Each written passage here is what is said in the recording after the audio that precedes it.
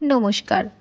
আলো আঁধার চ্যানেলের আরও একটি নতুন ভিডিওতে আপনাদের সবাইকে স্বাগত জানাই। আজকের নিবেদন স্বামী বিবেকানন্দের কিছু অমৃতবাণী। স্বামী বিবেকানন্দ ছিলেন একজন ভারতীয় হিন্দু সন্ন্যাসী, দার্শনিক এবং ধর্ম সংস্কারক। ভারতে জাতীয়তাবাদী চেতনা জাগিয়ে তুলতে তিনি অত্যন্ত গুরুত্বপূর্ণ একটি ভূমিকা পালন করেছিলেন। তাই আজ আমরা স্বামী বিবেকানন্দের কিছু স্বদেশমূলক অমৃতবাণী নিয়ে আলোচনা করব। স্বামী বিবেকানন্দ এমনই একজন ব্যক্তিত্ব ছিলেন যার অনুপ্রেরণায় আমরা সবাই অনুপ্রাণিত। তাই আজ তারই কিছু বাণী আমরা শুনে নিই। হে ভাবী সংস্কারকগণ, ভাবী স্বদেশ হিতৈষীগণ, তোমরা হৃদয়বান হও, প্রেমিক হও। তোমরা কি প্রাণে প্রাণে বুঝেছ? কোটি কোটি দেব ও ঋষির বংশধর পশুপ্রায় হয়ে দাঁড়িয়েছে। তোমরা কি প্রাণে প্রাণে অনুভব করেছ? কোটি কোটি লোক অনাহারে মরছে, কোটি কোটি লোক শত শত শতাব্দী ধরে অর্ধাসনে কাটাচ্ছে। তোমরা কি এই ভেবে কখনো অস্থির হয়েছ? এই ভাবনা কি তোমাদের পাগল করে তুলেছে? দেশের দুর্দশার চিন্তা কি তোমাদের একমাত্র ধ্যানের বিষয় হয়েছে? এবং ওই চিন্তায় বিভোর হয়ে তোমরা কি তোমাদের নাম যশ, স্ত্রী পুত্র, বিষয় সম্পত্তি, এমনকি শরীর পর্যন্ত ভুলেছ? তোমাদের এরূপ হয়েছে কি?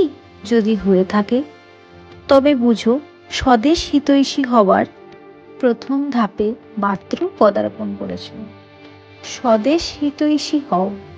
যে জাতি পূর্বে আমাদের জন্য এত বড় বড় কাজ করেছে, সেই জাতিকে প্রাণের সাথে ভালোবাসো। আমাদের এই পরম পবিত্র মাতৃভূমির কালজীর্ণ আচার এবং প্রথা সকলের নিন্দা করো না।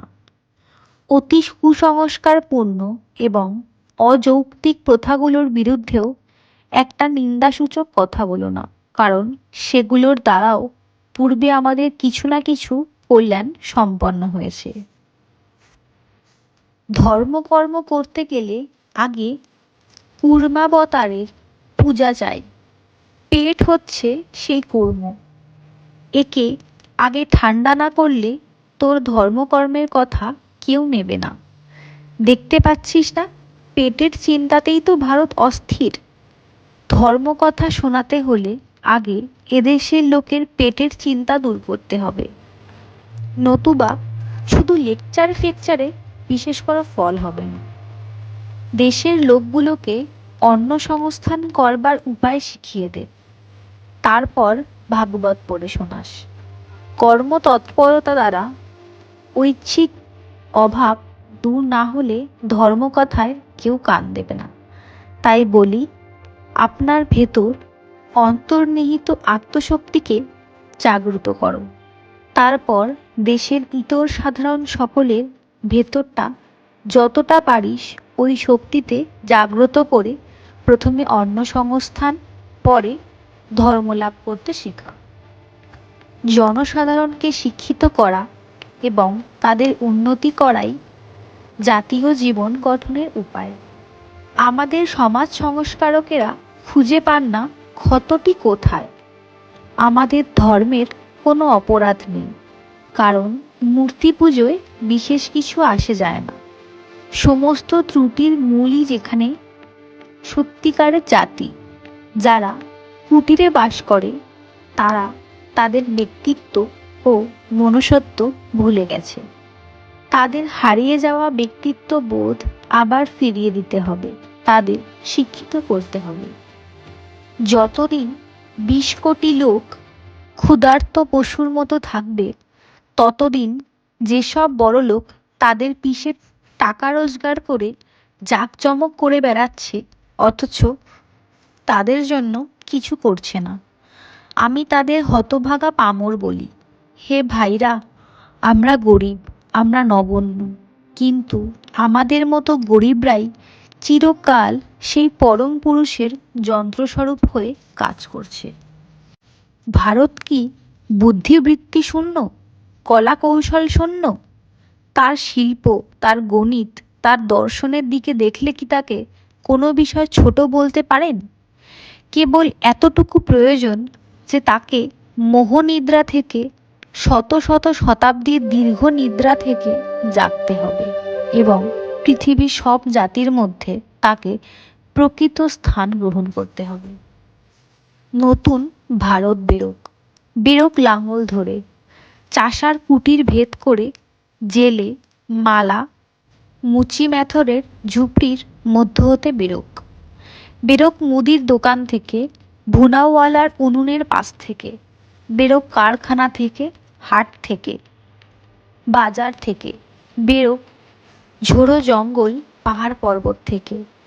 এরা সহস্র সহস্র বৎসর অত্যাচার হয়েছে, নীরবে সয়েছে, তাতে পেয়েছে অপূর্ব সহিষ্ণুতা। সনাতন দুঃখ ভোগ করেছে, তাতে পেয়েছে অটল জীবনশক্তি। এরা এক মুঠো ছাতু খেয়ে দুনিয়া উল্টে দিতে পারবে। আধখানা রুটি পেলে ত্রৈলোক্যে এদের তেজ ধরবে না। এরা রক্তবীজের প্রাণ সম্পন্ন, আর পেয়েছে অদ্ভুত সদাচারবল, যা ত্রৈলোক্যে নেই। এত শান্তি, এত প্রীতি, এত ভালোবাসা, এত মুখটি চুপ করে দিনরাত খাটা এবং কার্যকালে সিংহের বিক্রম, অতীতের কঙ্কাল জয়। এই সামনে তোমার উত্তরাধিকারী ভবিষ্যৎ ভারত। বিশ্বাস, বিশ্বাস, বিশ্বাস, নিজের ওপর বিশ্বাস, ঈশ্বরে বিশ্বাস, উন্নতি লাভের এই একমাত্র উপায়।